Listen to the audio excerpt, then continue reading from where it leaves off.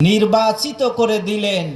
সেই মহান মনিবের দরবারে কালিমাতুশ শুকরিয়া আদায় করছি, সকলে বলছি আলহামদুলিল্লাহ। লক্ষ কোটি দরুদ সালাম বিশ্ব মানবতার মহান শিক্ষক, বিশ্ব মানবতার মুক্ত প্রতীক, হাশিমি বংশের কাঙ্ক্ষিত সন্তান, সোনার মদিনার মসজিদের সবুজ গম্বুজের নিচে শুয়ে আছে আমাদের সকলের নেতা মাওলানা জনাবে মুহাম্মদুর রাসূলুল্লাহ। সকলে পড়ে নেই সাল্লাল্লাহু আলাইহি ওয়াসাল্লাম। আজকে আমরা আলোচনার বিষয় সূরা আনফাল। কোন সূরা বলেন? সূরা আনফাল। আল্লাহ তাআলা এই সূরা মুমিনদের জন্য 5টা গুণের কথা বললেন। এই 5টা গুণ যারা অর্জন করবে আল্লাহ তাদেরকে 3টা পুরস্কার দিবে। জোরে কোন সুবহানাল্লাহ। কয়টা পুরস্কার? তাহলে আজকের আলোচনার বিষয় 5টা কাজের বিনিময়ে 3টি পুরস্কার। কথা বলেন ঠিক কিনা? আল্লাহ পাক যেন আজকের এই আলোচনা থেকে শিক্ষা নিয়ে বাড়ি গিয়ে আমল করার তৌফিক দান করেন। বলছি আমিন। আল্লাহ রাব্বুল আলামিন বলেন, وَإِذَا قُرِئَ الْقُرْآنُ فَاسْتَمِعُوا لَهُ وَأَنصِتُوا لَعَلَّكُمْ تُرْحَمُونَ। জোরে বলেন আল্লাহু আকবার। আমার আল্লাহ বলেন, আমার পবিত্র কালামুল্লাহ শরীফ থেকে যখন আলোচনা শুরু হয়ে যায় ওই সময় চুপচাপ মনোযোগ দিয়ে দিলের কান দিয়ে যদি আমি আল্লাহর কোরআনটা শুনতে থাকো, শ্রবণ করতে থাকো, লাআল্লাকুম তুরহামুন, আশা করা যায় সম্ভবত আমার রহমত তোমরা পেয়ে যাবে। জোরে কোন সুবহানাল্লাহ। তাহলে আমরা কিন্তু আল্লাহর রহমতের আশায় কাঙ্গাল হয়ে বসে আছি। কথা বলেন না কেন? আমার ভাইরা, পৃথিবীর কোন নেতা নেত্রী, পৃথিবীর কোন মানুষ আপনাকে বাঁচাতে পারবে না। যিনি দুনিয়া আখিরাতে মর্যাদা দেন, আখিরাতে বাঁচান তিনি কে? এই জন্য ওই আল্লাহর রহমতের আমাদের প্রয়োজন আছে। কথা বলেন ঠিক কিনা? আল্লাহর রহমত ছাড়া 1 সেকেন্ডও একটা মানুষ চলতে পারে না। আমার ভাইরা, এই জন্য আল্লাহ বলেন, লাইন শাকারতুম লাযিদান্নাকুম ওয়া লাইন কাফারতুম ইন্না আযাবি লাশাদীদ। বান্দা, আমার নিয়ামত পাওয়ার পরে শুকরিয়া আদায় করো, আমি আল্লাহ তোমাদেরকে আরো নিয়ামত বাড়ায় দেব। জোরে বলেন সুবহানাল্লাহ। আর যদি আমার নিয়ামত পাওয়ার পরে কুফরি করো, অস্বীকার করো, গোমরাহি করো, বুঝতে হবে আমার কঠিন আযাব তোমাদের জন্য রেডি করে রেখেছি। তাহলে আমরা আল্লাহর আযাব চাই না রহমত চাই? কথা বলেন। এই জন্য আল্লাহর রহমতের প্রয়োজন বেশি। কথা বলেন না কেন? এ কলিজার টুকরা ভাইরা,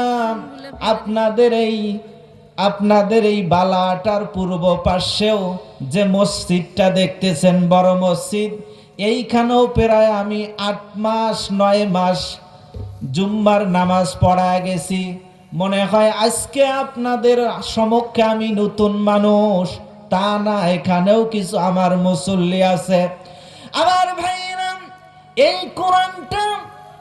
কোরআনটা যারা শোনে, এই কোরআনটা যারা বোঝার চেষ্টা করে, কিয়ামতের দিন এই কোরআন তাদেরকে সুপারিশ করে আল্লাহর জান্নাতে দিবে। জোরে কোন সুবহানাল্লাহ।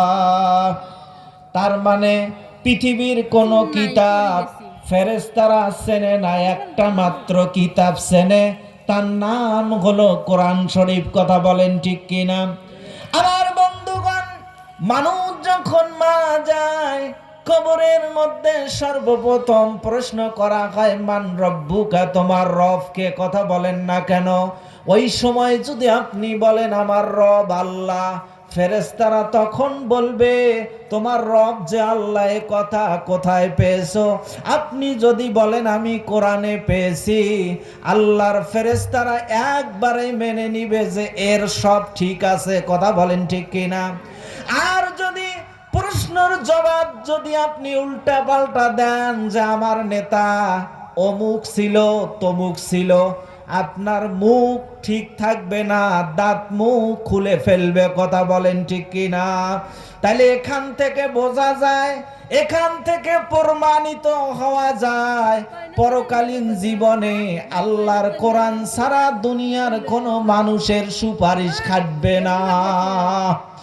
আমার ভাইরা, যেহেতু এটা তাফসীরুল কোরআন মাহফিল দিয়েছেন, আমি অল্প সময় কিছু গুরুত্বপূর্ণ কথা বলবো, একটু মনোযোগ দিবেন।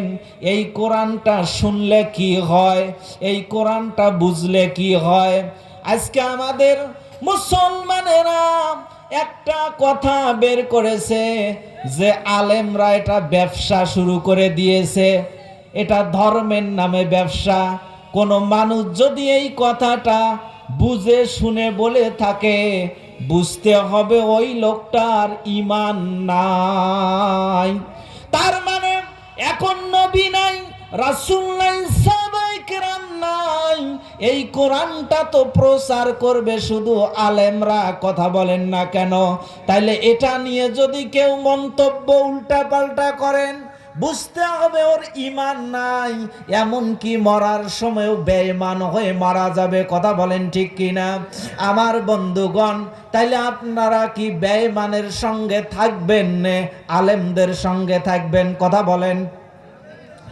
আমার ভাইরা, আল উলামা ওয়ারাসাতুল আম্বিয়া, নবীজি বলেন যেহেতু নবী নাই, সাহাবায়ে নাই, এখন পৃথিবীতে আলেমরা এরা হলো আমার উত্তরওয়ারিশ। কথা বলেন ঠিক কিনা?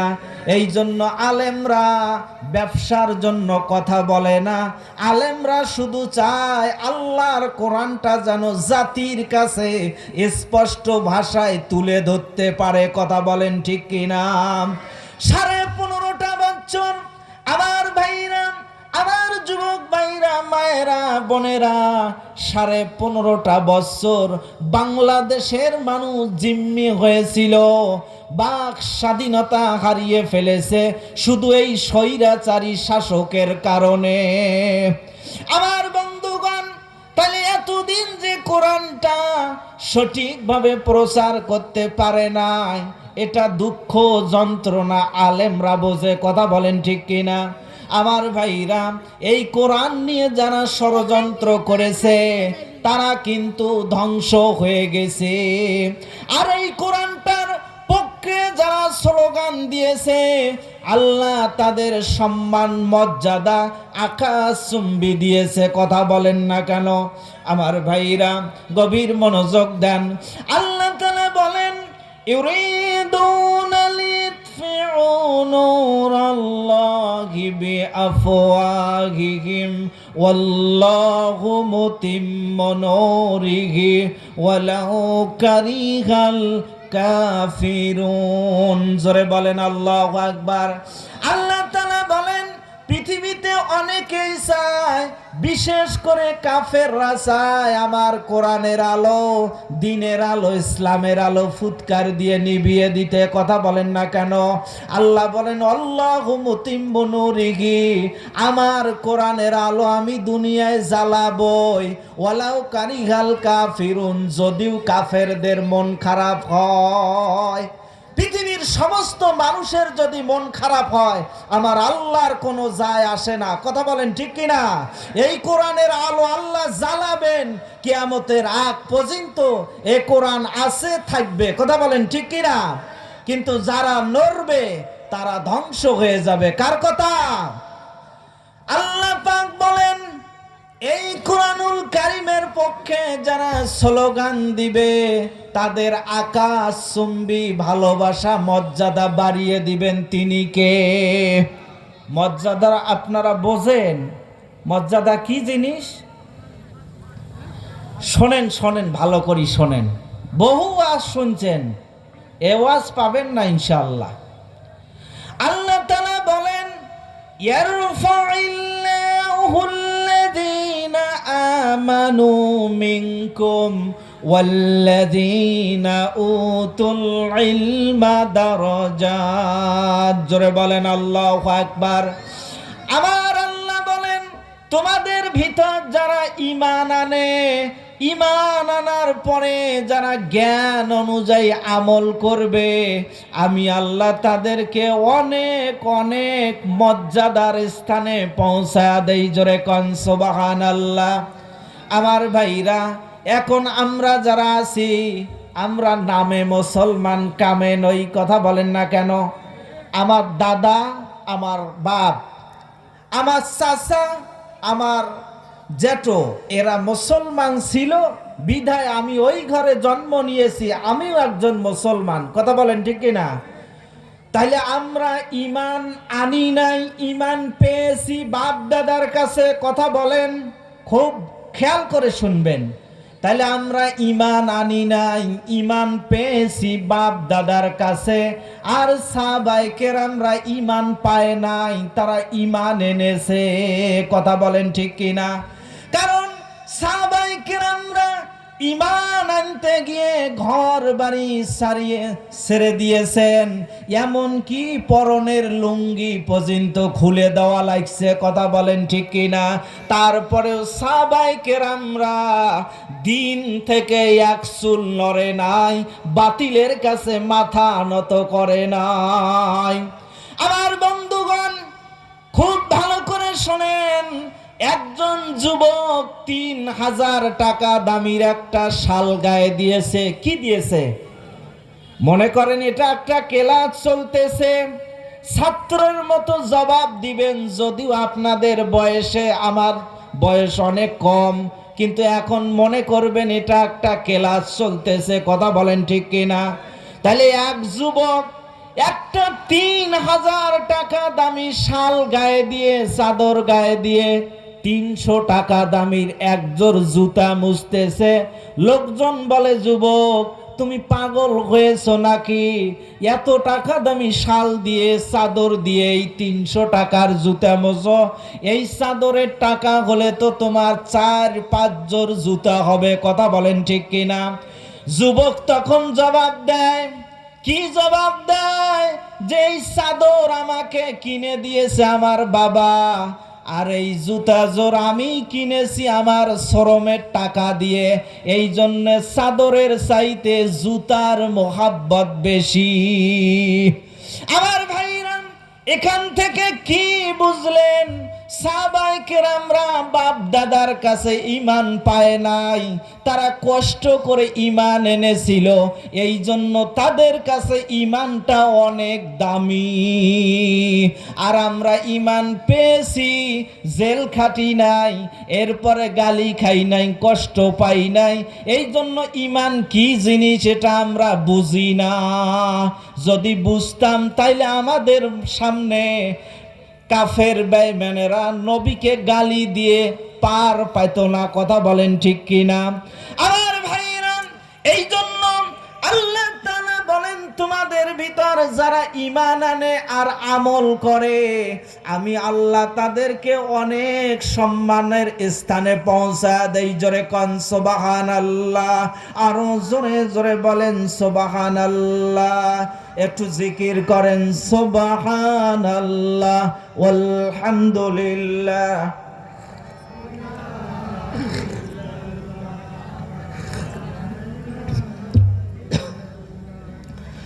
লা ইলাহা